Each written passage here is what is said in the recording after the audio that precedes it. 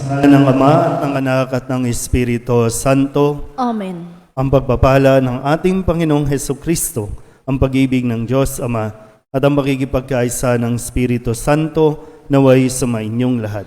At sumaiyo rin. Mga kapatid, tinipon tayo bilang mga kaanib na angkan ng Diyos, kaya dumulog tayo sa maawaing Panginoong nagpapatawad ng lubos. Sinugong tagapagpagaling sa mga nagsisisi, Panginoon, kaawaan mo kami. Panginoon, kaawaan mo kami. Dumating na tagapag-anyayang mga makasalanay magsisi, Kristo, kaawaan mo kami. Kristo, kaawaan mo kami. Nakaluklok ka sa kanan ng Diyos Ama para ipamagitan kami. Panginoon, kaawaan mo kami. Panginoon, kaawaan mo kami. Kaawaan tayo na makapangyarihang Diyos, patawarin tayo sa ating mga kasalanan at patnubayan tayo sa buhay na walang hanggan. Amen. Manalangin tayo. Ama naming makapangyarihan, para mo ng awang ilayo sa amin araw-araw ang lahat ng mga sumasalungat sa amin at tumahadlang upang ang aming buong katauhan ay magkaroon ng kalayaan para kusang sundin ang iyong kalooban sa pamamagitan ni Jesucristo kasama ng Espiritu Santo magpasawalang hanggan. Amen. Umupo ang lahat.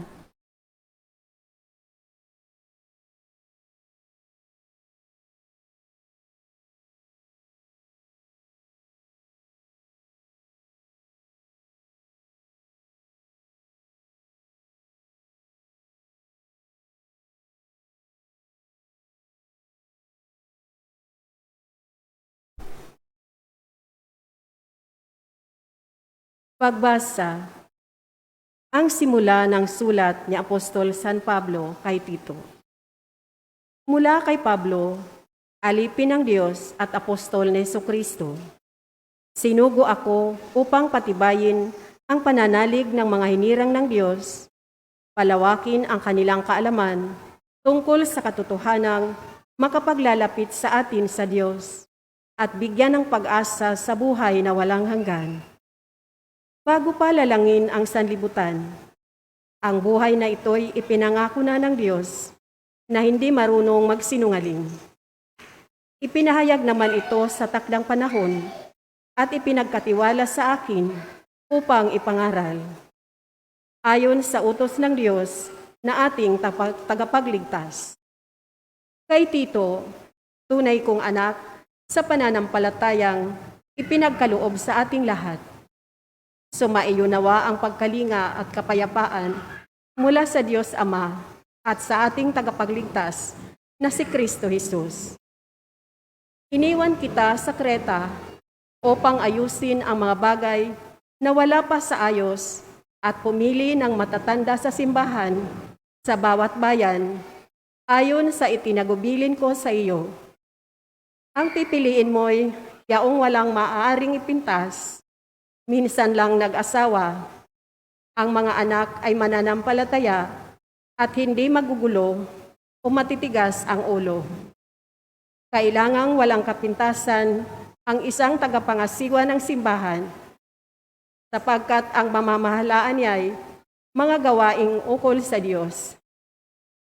Kailangang hindi siya palalo, hindi magagalitin, hindi maglalasing, hindi mapusok o gahaman, bukas ang tahanan, maibigin sa kabutihan, may sariling bait, tapat makitungo sa kapwa, masunurin sa Diyos, at marunong magpigil sa sarili.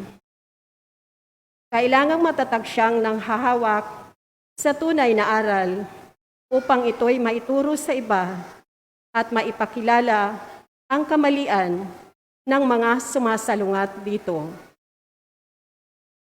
Ang salita ng Diyos. Salamat sa Diyos. Salmong tugunan ang atin pong itutugon. Panginoon, ang bayan mo ay dumudulog sa iyo. Tayo pong lahat. Panginoon, ang bayan mo ay dumudulog sa iyo. Ang buong daigdig, lahat ng naroon, may-ari ang Diyos, ating Panginoon. Ang mundo'y natayo at yaong sandigay, ilalim ng lupa, tubig kalaliman. Panginoon, ang bayan mo ay dumudulog sa iyo. Sino ang marapat umahon sa burol? Sa burol ng puon, sino nga ang aahon? Sinong papayagang pumasok sa templo? Sinong tutulutang pumasok na tao? Siya na malinis ang isip at buhay, na hindi sumamba sa Diyos-Diyusan, tapat sa pangako na binibitiwan. Panginoon, ang bayan mo ay dumudulog sa iyo. Ang Panginoong Diyos, pagpapalain siya. Ililigtas siya't pawawalang sala. Gayon ang sinumang lumalapit sa Diyos, silang lumalapit sa Diyos ni Jacob. Panginoon, ang bayan mo ay dumudulog sa iyo. Tumayo ang lahat. Hallelujah, hallelujah.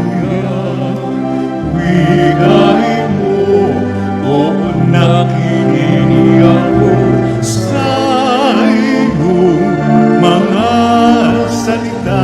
Hallelujah, hallelujah, hallelujah. Sumainyo ang Panginoon. At sumaiyo rin. Ang mabuting balita ng Panginoon ayon kay San Lucas. Papuri sa iyo, Panginoon. Noong panahong iyon, sinabi ni Jesus sa kanyang mga alagad, "Hindi mawawala kahit kailan ang mga sanhi ng pagkakasala. Ngunit nakapangingilabot ang sasapitin ng taong panggagalingan nito. Mabuti pa sa kanya ang bitinan ng isang malaking gilingang bato sa liig at itapon sa dagat kaysa maging sanhi ng pagkakasala ng isa sa maliliit na ito. Kaya't mag-ingat kayo. Kung magkasala ang kapatid mo, pagsabihan mo. At kung siya'y magsisi, patawarin mo. Kung makapito siyang magkasala sa iyo sa maghapon at makapito ring lumapit sa iyo at magsabing, nagsisisi ako, patawarin mo." Sinabi ng mga apostol sa Panginoon, "Dagdagan po ninyo ang aming pananalig sa Diyos."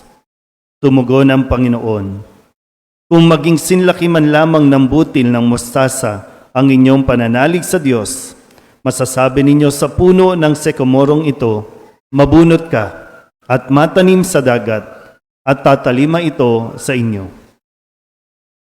Ang mabuting balita ng Panginoon. Pinupuri ka namin, Panginoong Heso Kristo. Umupo ang lahat.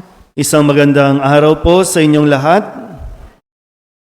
Sinisimulan natin ang linggo natin sa pakikinig ng mabuti sa mga aral na binigay sa atin ng Panginoon sa atin pong pagdiriwang ng banal na misang ito. Tunay nga po na hindi madali ang mamuno, ang maging lingkod ng simbahan. Sa mga miyembro ng organizations, ministries, yung mga officers na tinatawag, mga namumuno, na minsan ay pinag-aawayan pa, nagpapagalingan pa kung sino ang dapat, minsan naman tumanda na, doon pa rin, ayaw magpapalit dahil sila pa rin ang gustong mamuno, no? Parang gustong pumalit. O kaya naman kapag papalitan, para bang natatakot kayo na, paano kami? Kasi siya lang ang magaling. Di ba? May mga ganun tayong eksena, no? Kaya nga marami sa atin, tumanda na. Yung pa rin ang officer eh. Kaya kapag namatay, wala. Hindi na ipasa. Hindi na ituro sa kung papaano. Kaya ngayon, ito pinapaalala sa atin, bagamat tayo po ay mga tao na may kahinaan, may kanya-kanyang pagkukulang, pero sinisikap sa unang pagbasa, no, sabi ni Pablo kay Tito, kung pipili ka, tiyakin mo, no, na ang kukunin mo ay walang pwedeng ipintas. No? Tingnan natin, no, walang pwedeng ipintas. Minsan lang nag-asawa. Ang mga anak, mananampalataya. Hindi magugulo, hindi matitigas ang ulo. Kailangan walang kapintasan ang tagapangasiwa ng simbahan. Sapagkat paano pamamahalaan, no? Dahil ang pamamahalaan niya, simbahan, pamayanan. Ibig sabihin, maraming nasa balikat niya. Kaya sa pamumuno, ano bang nangyayari? Ikaw ba ang magiging daan ng kanilang kaligtasan o ikaw ang magiging dahilan ng kanilang pagkakasala? Isip mabuti. Kasi sabi ni Kristo, di ba? Hindi mawawala kahit kailan ang mga sanhi ng pagkakasala. Pero, sabi, nakakapangilabot kung isa ka sa pinanggagalingan ng pagkakasala ng iba. Kaya yung ating paglilingkod sa simbahan, may kaakibat na napakalaking responsibilidad. Hindi lang pwede doon sa pangalan, no, na nakadikit na ikaw, ako, coordinator, ako ang president, ako ang kung ano man yan. No? Kaya mo ba talaga? Kasi baka dahil sa iyo, marami nang nasa impyerno.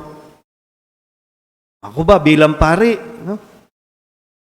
Nakaka-impluwensya ba ako para mas maging mabuti ang mga nakikinig sa akin? O dahil sa aking sinasabi, marami nang nawala sa simbahan. Marami nang lumayo sa simbahan. Marami nang tumalikod sa Diyos.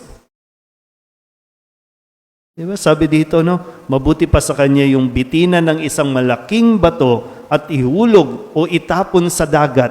Ganun katindi ang responsibilidad na nakaatang. Kaya kung gusto mo talagang maging leader, handa ka ba talagang umako ng mga kahinaan, umunawa ng mga pagkukulang ng mga miyembro ng simbahan, ng komunidad?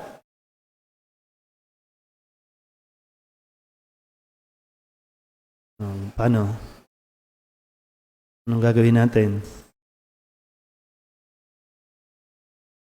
Seryosong bagay itong ibinibigay sa atin. Kaya nga, ang leader ba marunong magpatawad sa miyembro? O kapag nagkasala, mas madali yung itaboy? Malinaw naman po, Malinaw man ang turo ni Kristo na sabi, kung magkasala sa iyo at humingi ng tawad, patawarin mo. Malinaw naman sa sinabi ni Kristo. Paano mo nga patatawarin kung hindi naman humingi ng tawad? At paano hihingi ng tawad kung hindi naman niya alam na may kasalanan siya? O kaya naman, hindi inaako na mali yung kanyang ginawa. Pero ang malinaw na sinasabi ni Kristo, kung magkasala at humingi ng tawad, patawarin.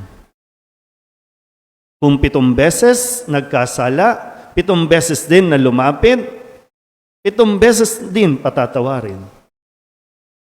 Kaya ngayon, ilan sa atin bilang mga lingkod ng simbahan ang hanggang ngayon ayaw nang magpatawad? Kaya, nasaan na? Mas lalong napariwara. Pues, responsibilidad mo ang kaligtasan ng taong iyon. Diba? Kahit sabihin mong wala na akong pakialam dyan, pues ngayon, maintindihan mo, kahit wala kang pakialam dyan, responsibilidad mo yan.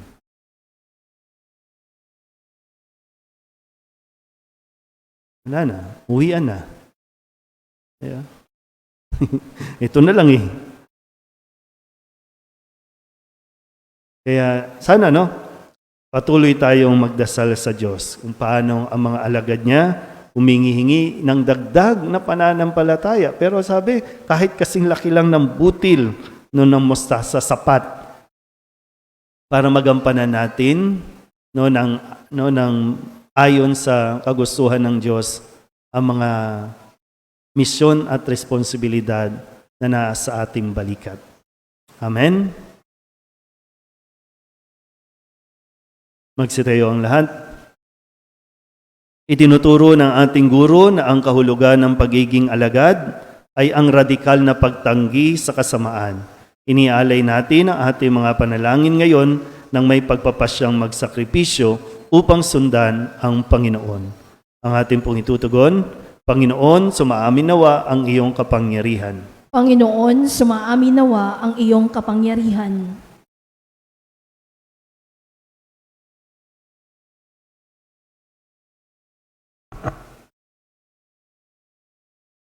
Ang simbahan naway magwagi sa kaniyang pagpupunyaging labanan ng kasamaan sa daigdig. Manalangin tayo sa Panginoon. Panginoon, sumaamin nawa ang iyong kapangyarihan. Ang Kristiyanong sumasampalataya naway magkaroon ng tapang na magsalita at kumilos laban sa kasamaang sumisira ng lipunan. Manalangin tayo sa Panginoon. Panginoon, sumaamin nawa ang iyong kapangyarihan. Ang mga pinaging manhid ng kasalanan, naway hipuin ng Espiritu ng Panginoon upang magbalik loob sila at magbago ng pamumuhay. Manalangin tayo sa Panginoon. Panginoon, sumaamin nawa ang iyong kapangyarihan. Ang mga may sakit, naway palakasin sa kanilang dinaranas na pagsubok at maialay nila ang kanilang paghihirap para sa pagbabalik loob ng mga makasalanan. Manalangin tayo sa Panginoon. Panginoon, sumaamin nawa ang iyong kapangyarihan. Ang ating mga mahal na yumao, naway akayin sa piling ni Kristo. Manalangin tayo sa Panginoon. Panginoon, sumaamin nawa ang iyong kapangyarihan. Idulog din natin sa Panginoon ang ating mga personal na kahilingan at mga panalangin para sa ating mga pamilya. Ganon din ang lahat ng mga misang pasasalamat, mga natatanging intensyon, mga kaluluwa, at ganon din ang mga intensyon ng mga nanonood sa online. Ang lahat ng ito inihiling namin sa ngalan ni Kristong aming Panginoon. Amen. Umupo ang lahat.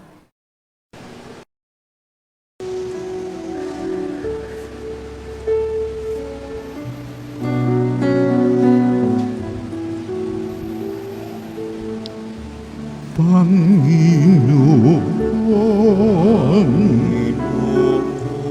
aming alay, itong alay at tinapay sa altar mo.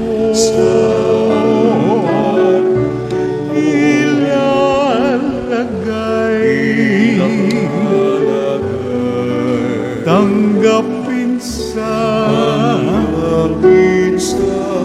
iyong kamay. Manalangin kayo mga kapatid upang paghahain natin ay kalugdan ng Diyos sa mga makapangyarihan. Tanggapin nawa ng Panginoon itong paghahain sa iyong mga kamay, sa kapurihan niya at karangalan sa ating kapakinabangan at sa buong sambayanan niyang banal. Ama naming lumikha, kalugdan mo ang paghahain ng mga natitipon dito upang ang aming ginaganap na pag-aalay ng sarili ng anak mo ay aming pakinabangan sa kanyang pamamagitan kasama ng Espiritu Santo magpasawalang hanggan. Amen. Sumainyo ang Panginoon. At sumaiyo rin. Itaas sa Diyos ang inyong puso at diwa. Itinaas na namin sa Panginoon. Pasalamatan natin ang Panginoong ating Diyos. Marapat na siya ay pasalamatan. Ama naming makapangyarihan, tunay ngang marapat na ikaw ay aming pasalamatan. Sa iyong paglingap at kagandahang loob, ang tao'y nilikha mo at pinangangasiwa sa sansinukob. Sa hangad mong siya'y iwastong lubos, siya'y pinagdusa mo sa kanyang pagtalikod. Sa iyong paggiliw, iyong ipinahintulot na makabalik siya sa pamamagitan ni Kristo Jesus.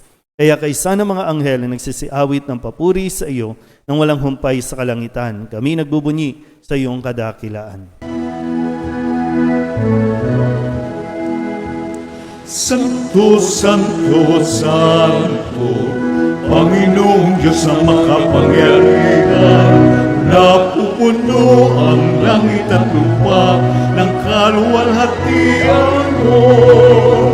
Hosana sa kaitaasan, pinagwala ang naparito sa ngalan ng Panginoon. Hosana sa kaitaasan. Ama naming banal, ikaw ang bukal ng tanang kabanalan, kaya't sa pamamagitan ng iyong Espiritu, gawin mong banal ang kaloob na ito upang para sa aming maging katawan at dugo ng aming Panginoong Hesukristo.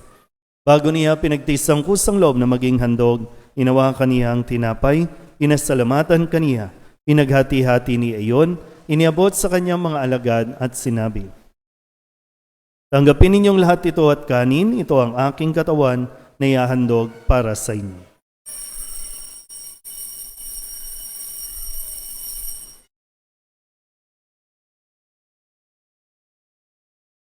Gayun din naman na matapos ang hapunan, hinawakan niya ang kalis, muli kaniyang pinasalamatan.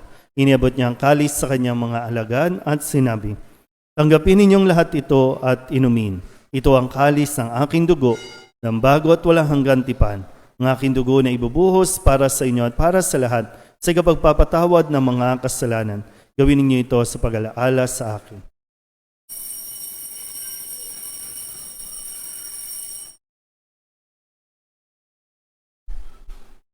Ipagbunyi natin ang misteryo ng pananampalataya. Si Kristo'y namatay, si Kristo'y nabuhay, si Kristo'y babalik sa wakas ng panahon. Ama, ginagawa namin ngayon ang pag-alaala sa pagkamatay at muling pagkabuhay ng iyong anak, kaya tiniaalay namin sa iyo ang tinapay na nagbibigay buhay at ang kalis na nagkakaloob ng kaligtasan.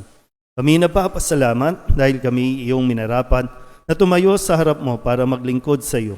Isinasamo namin kami magsasalo-salo sa katawan at dugo ni Kristo ay mabuklod sa pagkakaisa sa pamamagitan ng Espiritu Santo.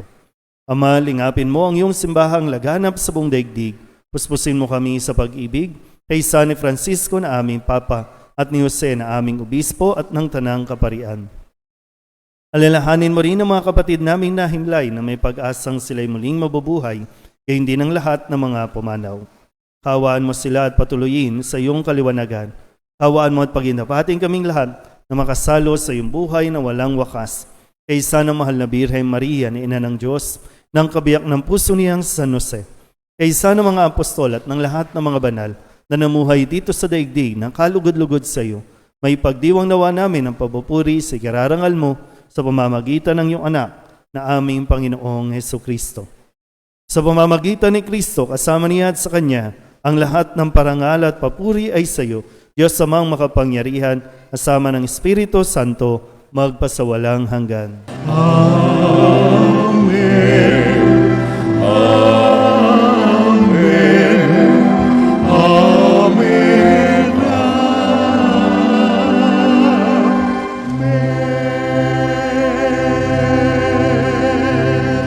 Kung kababandab tayong tumawag sa ating Panginoon ng Ama namin.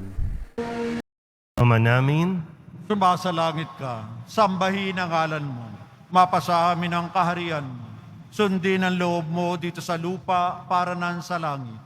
Bigyan mo kami ngayon ng aming kakanin sa araw-araw, at patawarin mo kami sa aming mga sala, para ng pagpapatawad namin sa nagkakasala sa amin, at huwag mo kaming ipahintulot sa tukso, at iadya mo kami sa lahat ng masama.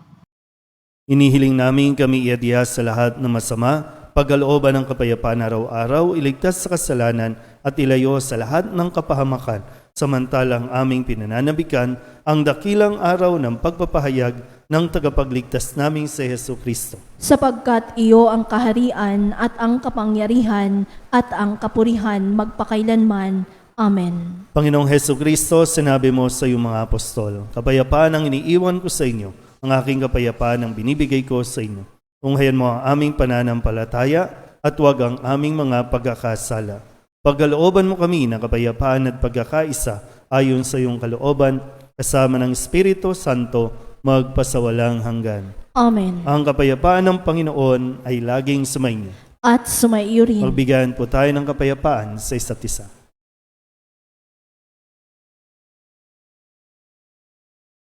Kordero ng Diyos na nag-aalis ng mga kasalanan ng sanlibutan, maawa ka sa amin. Kordero ng Diyos na nag-aalis ng mga kasalanan ng sanlibutan, maawa ka sa amin. Kordero ng Diyos na nag-aalis ng mga kasalanan ng sanlibutan, ipagkaloob mo sa amin ang kapayapaan. Lumuhod ang lahat. Ito ang kordero ng Diyos. Ito nag-aalis ng kasalanan ng sanlibutan. Mapalad ang mga inaanyahan sa kanyang piging. Panginoon, hindi ako karapat-dapat na magpatuloy sa iyo, ngunit sa isang salita mo lamang ay gagaling na ako. Katawan ni Kristo. Amen.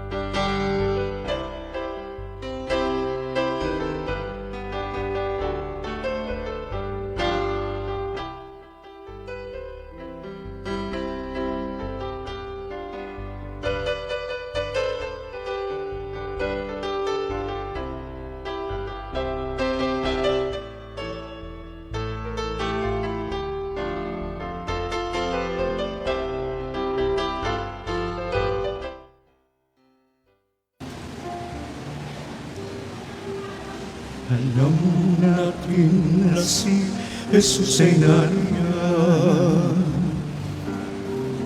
sa sagradong hostyang pinamamahayan ng dugo at katawan na siyang pinuhunan sa pagtubos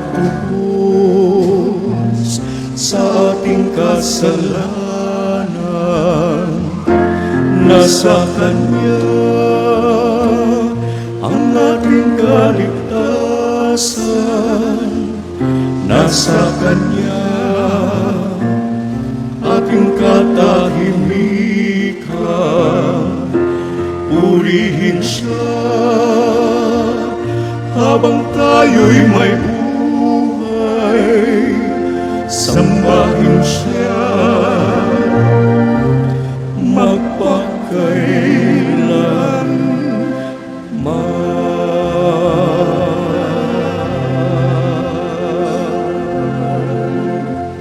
Manalangin tayo. Ama naming mapagmahal, magkaroon nawa ng karagdagang bunga ang iyong ginagampanan sa aming banal na pakikinabang upang sa aming pagsasalo maging handa kaming tumanggap sa katuparan ng pangako mo sa pamamagitan ni Jesucristo kasama ng Espiritu Santo magpasawalang hanggan. Amen. Mga kapatid, ating pagkukulan ng panalangin ang mga yumao nating mga mahal sa buhay at ang lahat ng mga kaluluwa sa purgatorio. Ang inyong sasagot, ang mga giliw naming pumanaw sa piling ng poong mahal. Ang mga giliw naming pumanaw sa piling ng poong mahal. Mga anghel, mga banal, tanang nasa kalangitan, halikayo at samahan. Ang mga giliw naming pumanaw sa piling ng poong mahal. Si Kristo ang mag-aakay sa kandungan ni Abraham upang doon ay humimlay. Ang mga giliw naming pumanaw sa piling ng poong mahal. Sa ilaw na walang hanggan, kapayapaan naway pagkamitin ng may kapal. Ang mga giliw naming pumanaw sa piling ng poong mahal. Ama namin mapagmahal, inahabilin namin sa iyo ang aming mga kapatid na pumanaw sa buhay na ito. Huwag mo silang pabayaan at pamalagiin mo silang buhay sa iyong piling. Alang-alang sa iyong awa at pag-ibig, patawarin mo sana ang kanilang mga pagkukulang at nagawang pagkakasala, dala ng kanilang kahinaan. Manatili nawa silang maligaya sa iyong piling, kasama ng iyong anak at ng Espiritu Santo, magpasawalang hanggan. Amen.